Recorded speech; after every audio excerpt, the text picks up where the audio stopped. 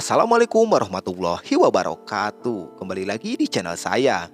Di video kali ini saya akan membawakan alur cerita anime yang berjudul Kage no Chitsuryokusa Narita Kute episode 1 dan 2. Oke, tak usah berlama-lama lagi, langsung saja ke alur ceritanya.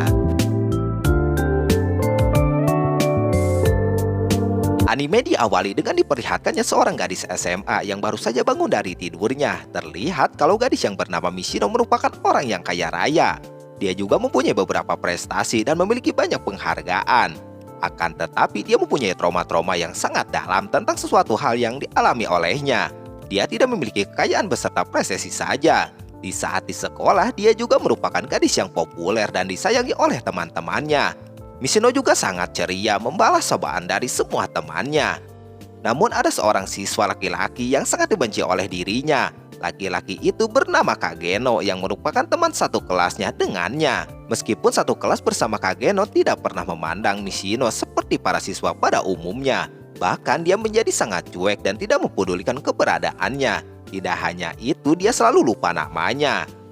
Akan tetapi Kageno juga membalas sapaannya. Kageno pun mengatakan jika dia tidak terlalu mempedulikan tentang semua karakter yang sama sekali tidak penting. Karena itulah Mishino menjadi sangat kesal sama dirinya. Sehingga mereka pun menjalankan hari-hari di sekolah seperti biasanya. Ternyata Mishino juga pernah menjadi artis yang sangat terkenal. Akan tetapi dia punya trauma yang sangat mendalam karena dia pernah diculik oleh seorang penguntit. Untuk menyembunyikan trauma itu, Mishino berusaha untuk menjadi orang lain di sekolahnya. Dia juga berusaha dan bersikap baik kepada seorang agar tidak dibenci oleh teman-temannya beserta gurunya. Oleh sebab itu, dia bisa bertahan hidup sampai sekarang ini. Sedangkan Kageno merupakan siswa yang selalu hidup di dalam hidup diri sendiri. Dia juga tidak mempedulikan semua orang di sekitarnya. Kageno hanya berfokus untuk berlatih beserta belajar agar bisa meningkatkan kemampuan tubuhnya. Karena dia sangat terobsesi untuk menjadi seorang yang sangat kuat dan gagah berani seperti yang ada di animenya. Di sore harinya, Mishino terlambat untuk dijemput oleh supirnya. Dia mencoba menelpon supirnya, akan tetapi si supir tidak pernah mengangkat panggilannya itu. Sehingga dia memutuskan untuk pulang ke rumahnya dengan berjalan kaki. Dan itu merupakan pengalaman pertamanya. Dia berjalan kaki semenjak kejadian penculikan yang terjadi kepadanya. Dia juga berharap agar tidak terjadi sesuatu terhadapnya.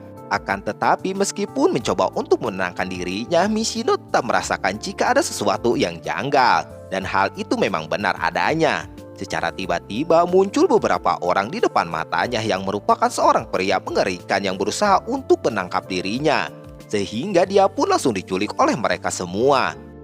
Ternyata para penculik itu mengetahui jika Mishino merupakan putri dari keluarga konglomerat. Karena itulah dia menculik Mishino agar mereka bisa mendapatkan uang tebusan dari ayahnya. Akan tetapi mereka tidak hanya melakukan itu saja. Ada salah satu dari mereka yang ingin melakukan hal-hal yang paling enak menurut si jahat.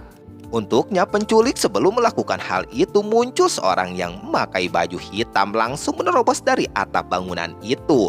Terlihat seorang misterius itu adalah Kageno.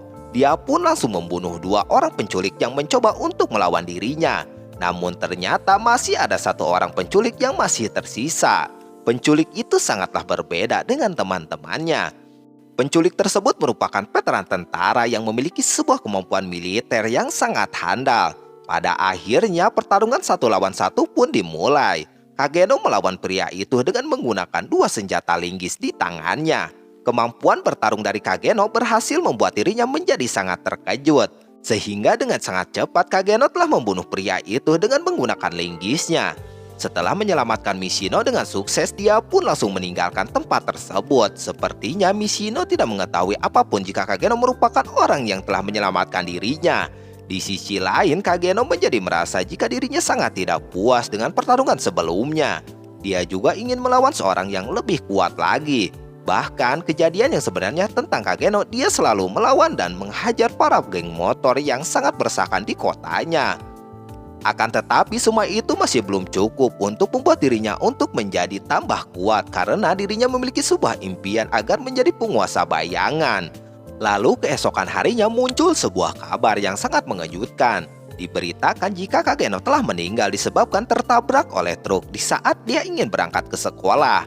Kemudian sekarang kita diperlihatkan dengan ingatan alam bawah sadar diri Kageno. Ternyata semenjak telah dilahirkan, Kageno sangat mengagumi sosok disebut sebagai penguasa bayangan. Akan tetapi dia telah menyadari jika di kehidupan yang sekarang dia tidak menjadi orang yang terkuat. Karena manusia telah mempunyai sebuah batasannya. Sekuat dan sekeras apapun mereka ingin berlatih, namun mereka tetap tidak bisa melawan semua senjata yang canggih. Akan tetapi hal itu sangat berbeda sesosok dengan penguasa bayangan. Dia telah melampaui semua batasan tersebut, bahkan dia tidak akan mati jika terkena nuklir sekalipun. Namun sepertinya keinginan Kageno berhasil terwujud. Dia terlahir kembali di sebuah dunia yang dimana dunia itu telah dipenuhi oleh energi sihirnya. Dunia itu sangatlah cocok untuk Kageno. Ternyata Kageno terlahir di keluarga pendesaan yang sangat sederhana. Keluarga mereka secara turun-temurun menghasilkan para ahli pedang sihir yang sangat handal. Kageno bersama kakak perempuan yang bernama Claire sejak kecil telah diajarkan ilmu pedang sihir tersebut. Akan tetapi sepertinya Claire dianggap sebagai anak yang berbakat dan disebut-sebut sebagai pewaris dari keluarga mereka. Namun Kageno tidak mempermasalahkan tentang hal itu, dia juga mendukung semua keputusan tersebut. Akan tetapi yang mereka tidak ketahui jika Kageno bergerak di balik layar dan belajar ilmu sihirnya sendiri. Bahkan di usianya yang masih berumur anak kecil pada umumnya, dia telah berhasil menghancurkan sekelompok perampok yang telah membuat kekacauan di sana. Dengan sebuah senjata dan armor slim-chipnya, dia membunuh semua perampok itu dengan sangat mudah. Lalu di saat sedang mengumpulkan harta rampasan, tiba-tiba dia melihat seekor makhluk yang sangat jelek yang mirip seperti daging yang telah busuk. Kageno pun menyadari jika makhluk itu merupakan seorang manusia yang sedang terkena kutukan akibat dari amukan sebuah sihirnya. Sehingga dia pun memutuskan untuk menjadikan makhluk itu sebagai sarana latihannya supaya dia bisa menghancurkan semua kutukan. Ternyata di saat sihir itu telah menghilang, makhluk yang sangat jelek itu berubah menjadi seorang gadis elf yang sangat cantik. Gadis yang menanyakan kepadanya apa yang telah terjadi dan siapa seorang yang membuat dirinya menjadi seperti itu. Namun Kageno tidak mengetahui tentang hal tersebut. Akan tetapi dia mengarang cerita kalau yang melakukan hal itu merupakan sekte Diables, yaitu sebuah kelompok yang berencana untuk membangkitkan iblis Diables. Diables adalah yaitu orang yang berencana untuk membangkitkan iblis Diables. Diables adalah raja iblis yang sangat kuat. Kageno juga mengatakan jika dia mempunyai misi untuk menghentikan rencana mereka dari balik bayangan. Kageno juga mengaku jika dia adalah seorang penguasa bayangan, sehingga dia pun meminta kepada gadis elf itu untuk memanggilnya dengan nama Cid atau Shadow. Lalu dia pun mengajak gadis elf itu untuk bergabung bersama dengannya. Tidak hanya itu, dia juga mengatakan bahwa gadis elf sebenarnya keturunan dari pahlawan agung. Gadis elf yang tidak mengetahui apapun langsung menuruti perkataannya begitu saja. Gadis elf itu juga ingin mengorbankan nyawanya untuk Shadow karena dia telah menyelamatkan hidupnya. Pada akhirnya Shadow pun membentuk organisasi pertamanya yang disebut sebagai Shadow Garden. Dan gadis elf itu adalah anggota pertama darinya. Dia juga memberikan nama kepada gadis elf itu dengan nama Alpha. Singkat cerita, 3 tahun kemudian Kageno masih menjalankan peran gandanya sebagai Shadow dan bangsawan yang pura-pura terlihat lemah. Meskipun sebenarnya dia bisa saja mengalahkan Claire yang merupakan sebagai kakaknya. Karena kebenarannya Kageno masih memiliki kemampuan dan ingatan dari kehidupan sebelumnya. Karena itulah kemampuan bela diri tidak sepenuhnya menghilang. Kemudian Claire yang sekarang sudah berusia 15 tahun berencana untuk bersekolah di akademi sihir yang bernama Midgard di ibu kota kerajaan. Claire juga belajar untuk menjadi seorang kesatria kegelapan. Akan tetapi secara tiba-tiba sebelum berangkat dia telah menghilang karena diculik oleh seseorang. Mendengar hal itu, Shadow pun berusaha untuk menyelamatkan kakaknya. Shadow meminta kepada bawahannya yang menyamar sebagai pelayan di rumahnya untuk mengumpulkan anggota Shadow Garden lainnya. Diketahui selama 3 tahun telah berlangsung, organisasi mereka telah berkembang dengan sangat pesat. Karena Alpha terus-menerus merekrut anggota barunya, Alpha mencari anggota untuk organisasi Shadow Garden seperti menemukan kucing di jalan raya. Menurut informasi yang didapatkan oleh Alpha, pelakunya merupakan dari orang sekret Diables.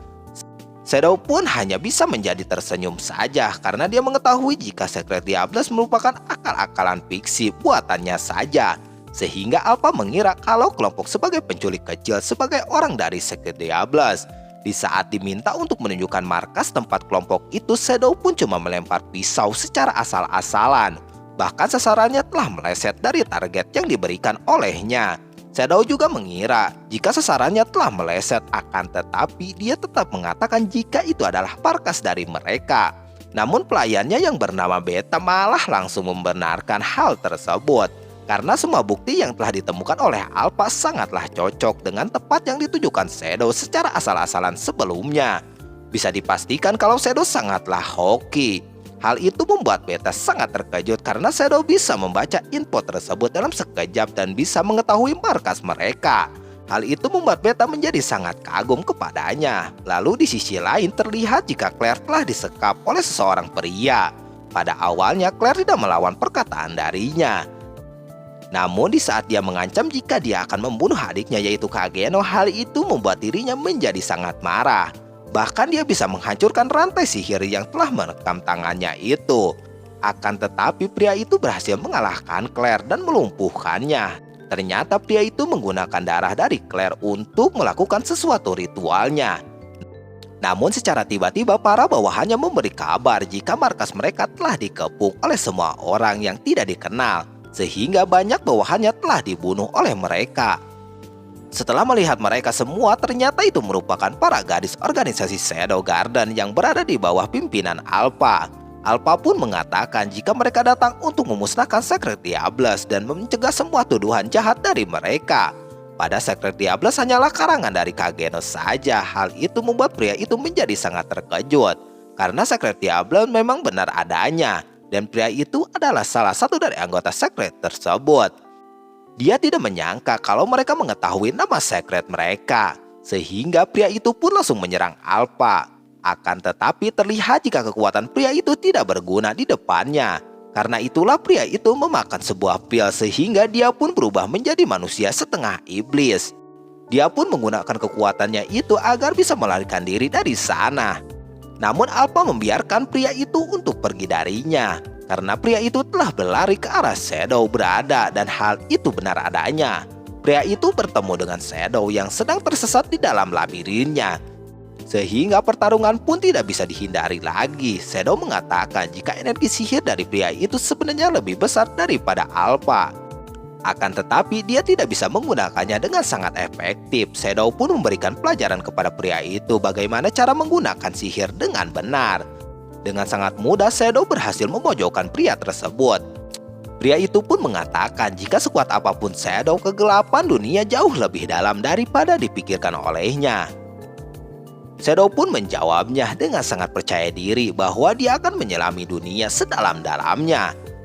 Dengan kekuatan energi sihir yang sangat besar, Shadow pun berhasil mengalahkan pria tersebut. Pada akhirnya misi penyelamatan Claire pun berhasil terselesaikan.